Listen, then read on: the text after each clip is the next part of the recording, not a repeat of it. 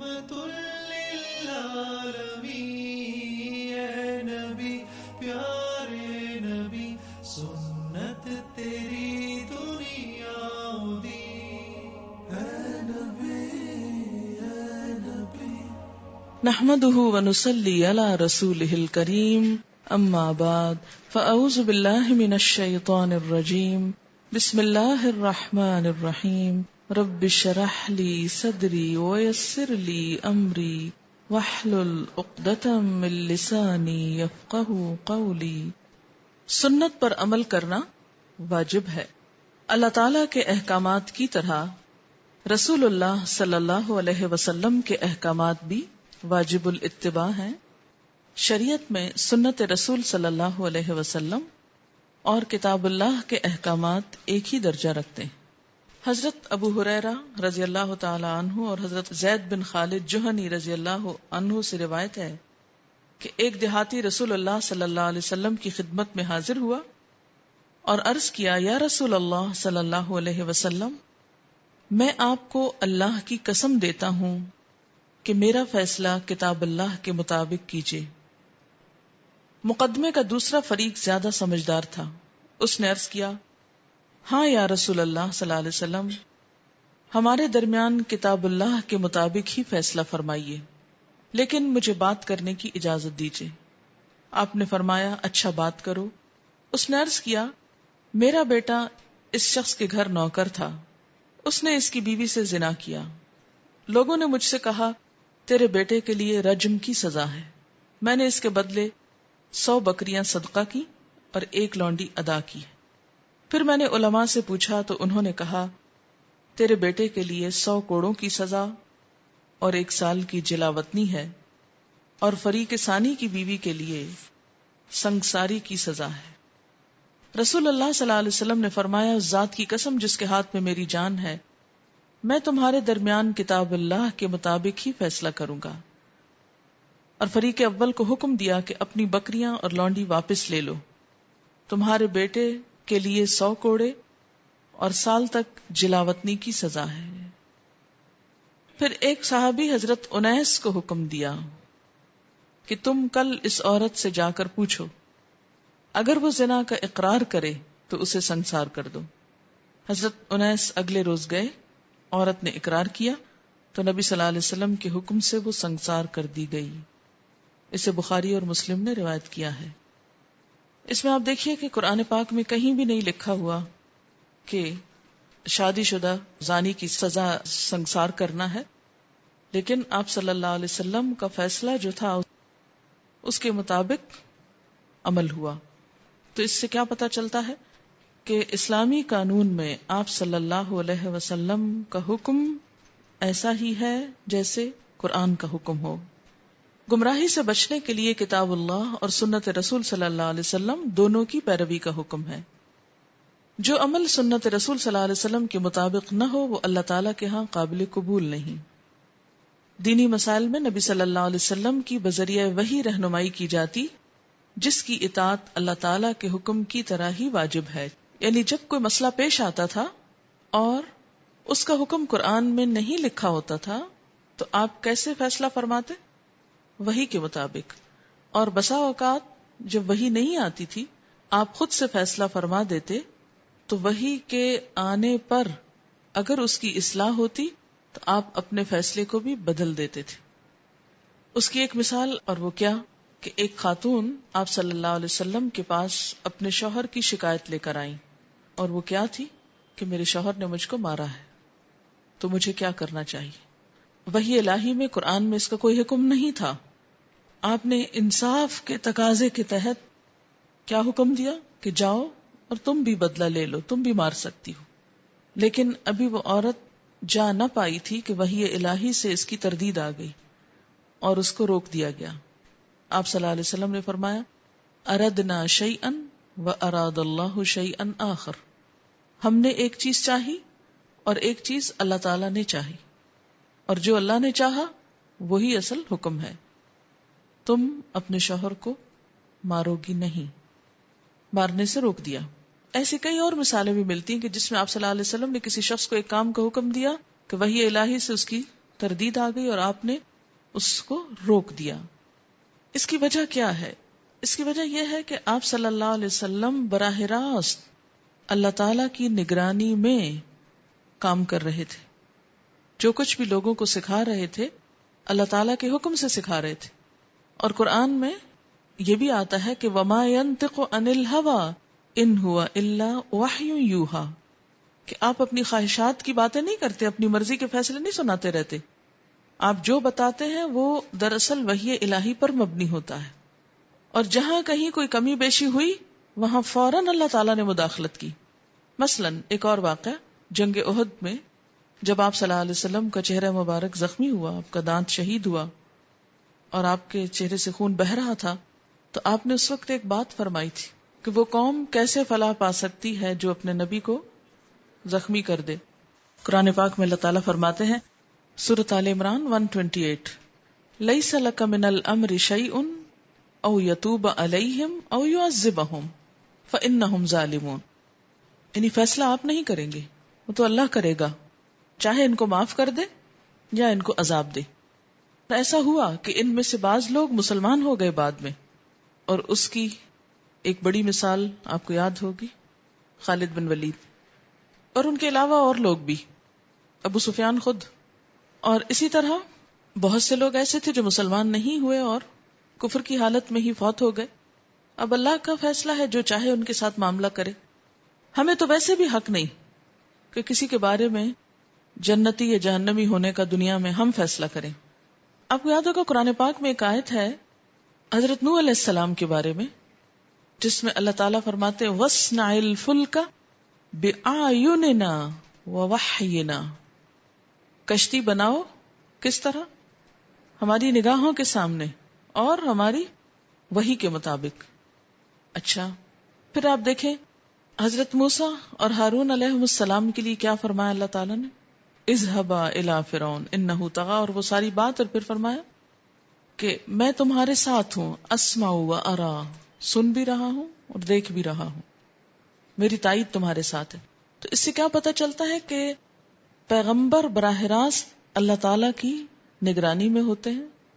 جیسے ایک صورت میں آتا ہے وَتَقَلُّبَكَ فِي السَّاجِدِينَ، ہر انسان اللہ کی نگاہ میں ہے، لیکن پیغمبروں کا عمل خاص طور پر اللہ کی نگاہ میں کس طرح ہے کہ اگر اس میں کچھ کمی بیشی ہو جاتی ہے تو ساتھ ہی اصلاح ہو جاتی. ہمارا کیا معاملہ ہے؟ اگر ہم کوئی غلطی کرتے بھی ہیں تو ہمیں نہیں پتا چلتا کہ ہم نے کہاں غلطی کی اور کہاں نہیں کی. ہمارا معاملہ آخرت تک مخفی ہے. لیکن پیغمبر چونکہ سب لوگوں کے لیے رہنما ہوتے ہیں اور اللہ تعالیٰ نے خود حکم دیا ہے لَقَدْ كَانَ لَكُمْ فِي رَسُولِ اللَّهِ أُسْوَةٌ حَسَنَةٌ، تمہارے لیے اللہ کے رسول صلی اللہ علیہ وسلم کی زندگی میں بہترین نمونہ ہے.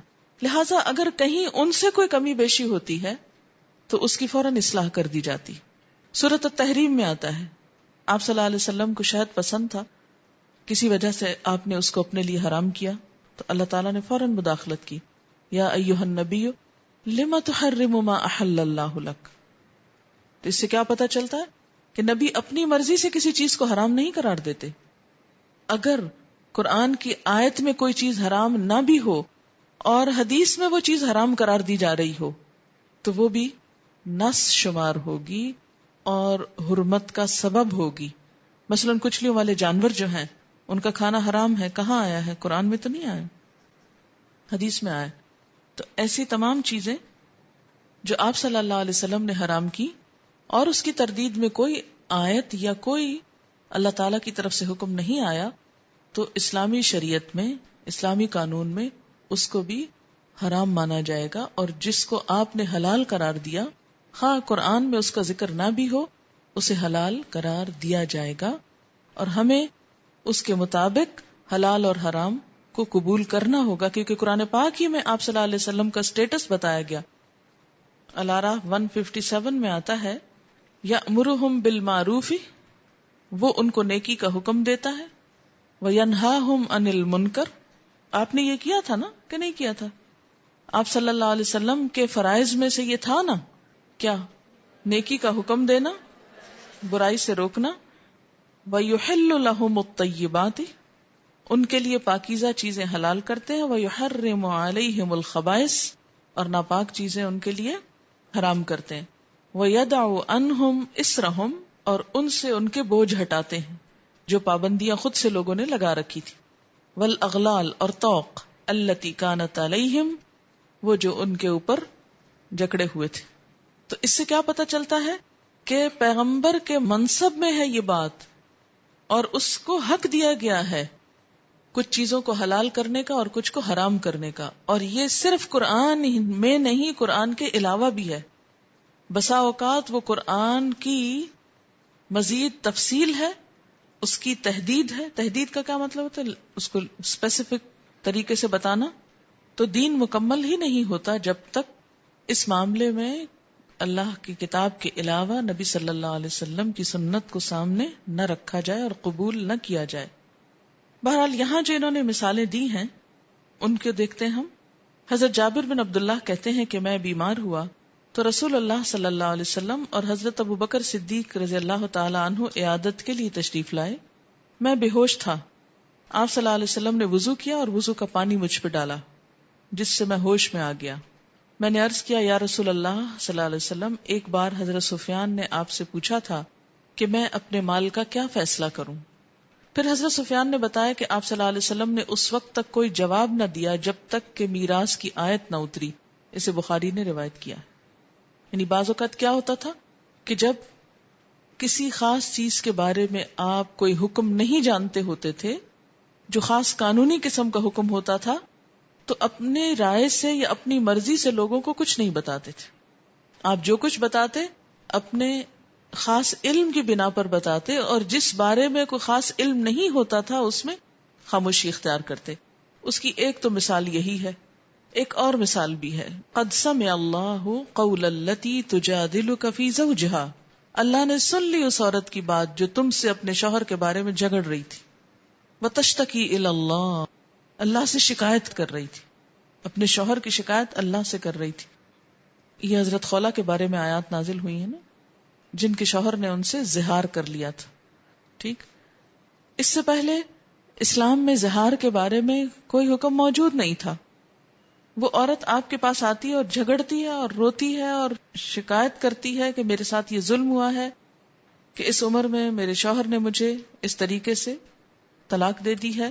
یہ طلاق کا ایک طریقہ ہے جس میں صریحاً الفاظ استعمال نہیں ہوتے طلاق کے، لیکن کنایتاً ہوتے ہیں۔ تو آپ صلی اللہ علیہ وسلم کیا فرماتے کہ میں تمہارے اس مسئلے کے بارے میں کوئی حکم کتاب اللہ میں نہیں پاتا، میں اس کے بارے میں کچھ نہیں جانتا۔ کہ اتنے میں پھر وہی نازل ہو گئی کہ اللہ نے سن لی اس عورت کی بات، اور پھر وہ قانون دے دیا گیا جس کی مزید جو اپلیکیشن جس طریقے سے ہوئی وہ خود حضور صلی اللہ علیہ وسلم نے کی۔ اللہ تعالیٰ نے زہار کا قانون اتارا، فرمایا والذین یظاہرون من نسائہم، وہ مرد جو اپنی عورتوں سے زہار کرتے ہیں، ثم یعودون، پھر لوٹ آتے ہیں، یعنی اپنی غلطی کا اعتراف کر لیتے ہیں اور رجوع چاہتے ہیں، لما قالو، جو انہوں نے کہا اس کو واپس لینا چاہتے ہیں، ہے ایک بات ہی جو منہ سے نکلی ہے، اب اس بات کو پلٹانا چاہتے ہیں، تو اس کے لیے جرمانہ دینا پڑے گا۔ کیا؟ فتحریر رقبۃ، ایک گردن آزاد کرنا، ایک غلام آزاد کرنا، من قبل ان یتماسا، اس سے پہلے کہ دونوں ایک دوسرے کو ہاتھ لگائیں، کیونکہ عورت حرام ہو چکی۔ ذالکم توعظون بہ واللہ بما تعملون خبیر، فمن لم یجد، جس کو گردن نہ ملے، فصیام الشہرین متتابعین، 2 مہینے لگاتار روزے رکھے، من قبل ان یتماسا، مذاق ہے، اور یہ کنایتاً عورت کو اپنے سے الگ کرنے کا انداز ہے۔ پھر فرمایا فمن لم یستطع، جو روزے نہ رکھ سکے، فاطعام 60 مسکینا، 60 مسکینوں کو کھانا کھلائے۔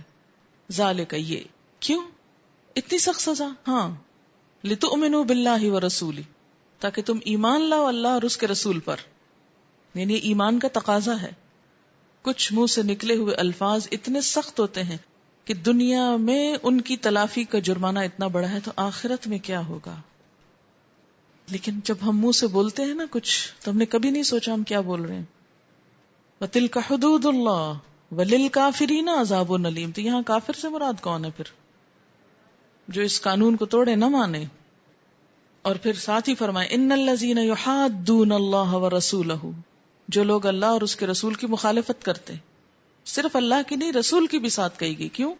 اس لیے کہ اس قانون کا نفاذ تو آپ نے کیا نا. تو بہرحال یہاں پر بھی کیا پتہ چلتا ہے کہ بعض چیزوں کا جواب آپ خود نہیں دیتے تھے. کیا ہوتا تھا؟ انتظار کرتے تھے وحی کا.